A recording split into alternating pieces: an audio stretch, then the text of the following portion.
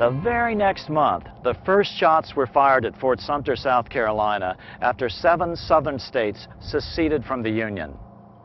Soon thereafter, France invaded Mexico and stationed troops along the southern border of the U.S. Great Britain moved 11,000 troops into Canada and positioned them along America's northern border. The two longtime European enemies were ready to fight over the scraps that their central bankers were about to make of the American experiment in freedom.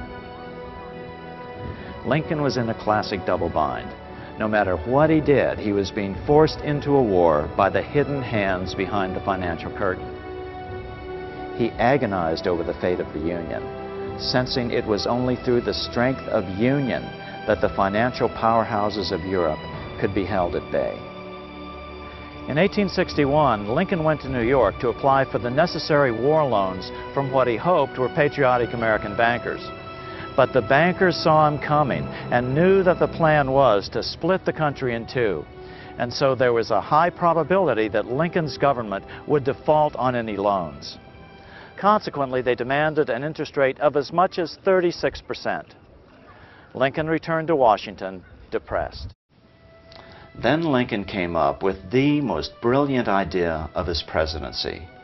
He decided to return to America's colonial monetary roots, have the government issue their own money. So that is exactly what Lincoln did.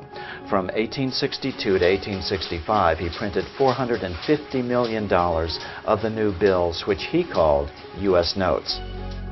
To distinguish them from debt-based money, he had them printed in green ink on the back with a red seal on the front. That's why the notes were called greenbacks. Since Congress had declared greenbacks to be legal tender for all debts, Lincoln was able to pay his troops and buy their supplies with this new money, all created at no interest to the federal government. As MIT professor Dr. Davis Rich Dewey would write 40 years later in his Financial History of the United States, the underlying idea in the greenback philosophy is that the issue of currency is a function of the government, a sovereign right which ought not to be delegated to corporations. On April 14, 1865, 41 days after his second inauguration and 5 days after the end of the Civil War, Lincoln was shot by John Wilkes Booth at Ford's Theater. After the death of President Lincoln, the bankers began to reassert their control over America's money. This was no easy task. Lincoln's greenbacks, just like Rome's plentiful debt-free coins and England's debt-free tally sticks, were generally popular, and their existence had let the genie out of the bottle. The public was becoming accustomed to debt-free money. Popular songs sang the greenbacks' praises.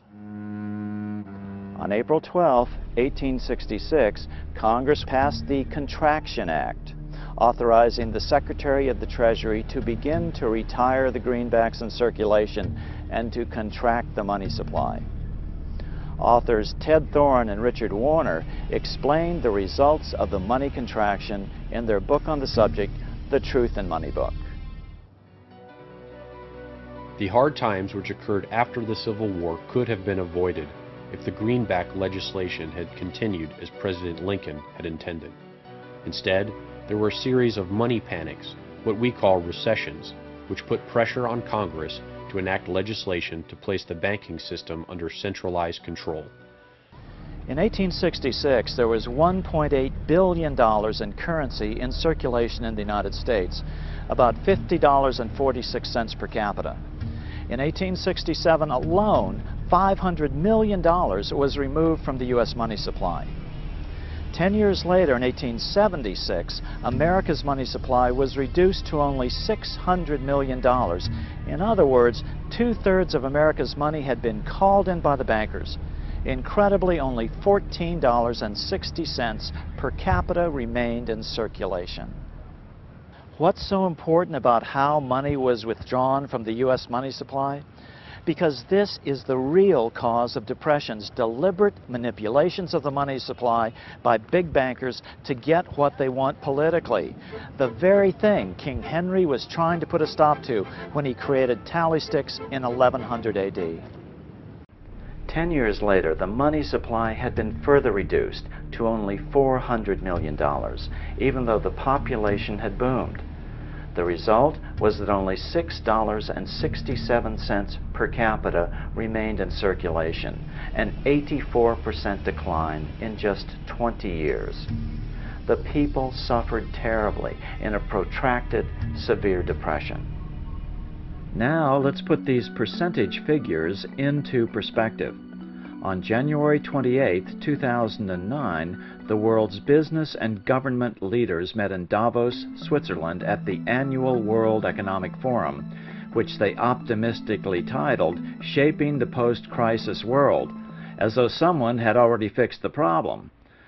According to Reuters, the world's largest news service, the world's money supply had nearly been cut in half in the previous 15 months. 40% of the world's wealth was destroyed in the last 5 quarters. It is an almost incomprehensible number. And how does that compare to the Great Depression of the 1930s?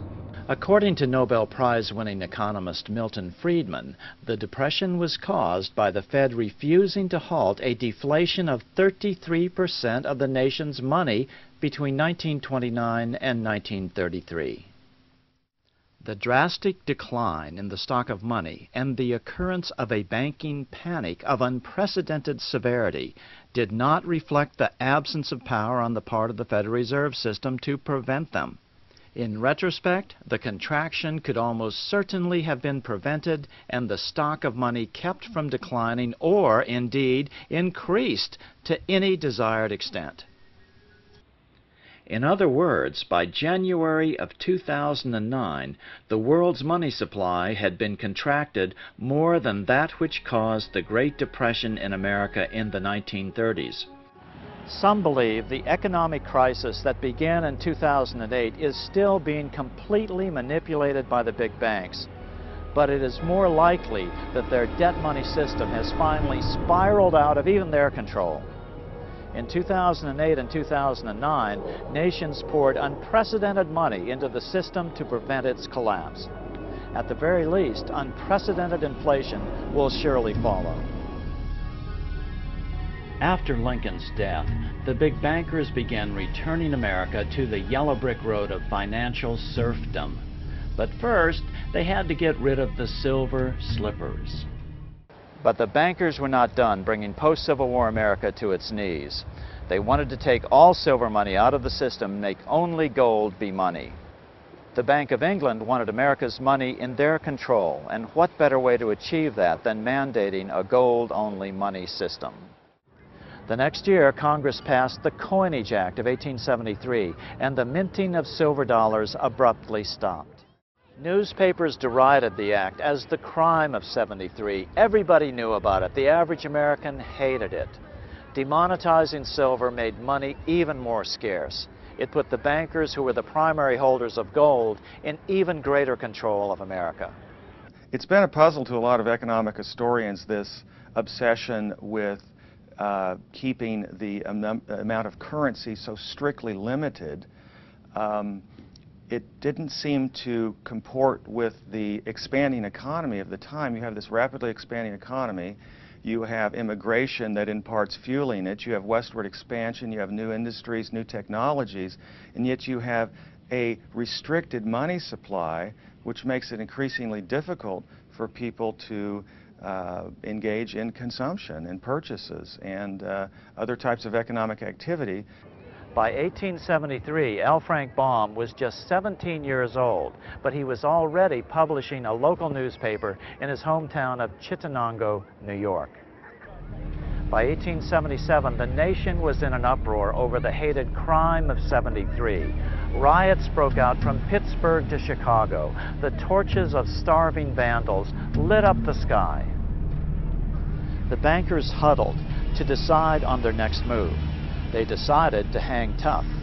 At the 1877 meeting of the American Bankers Association, the ABA, they urged their membership to do everything in their power to put down the notion of a return to greenbacks. The ABA secretary,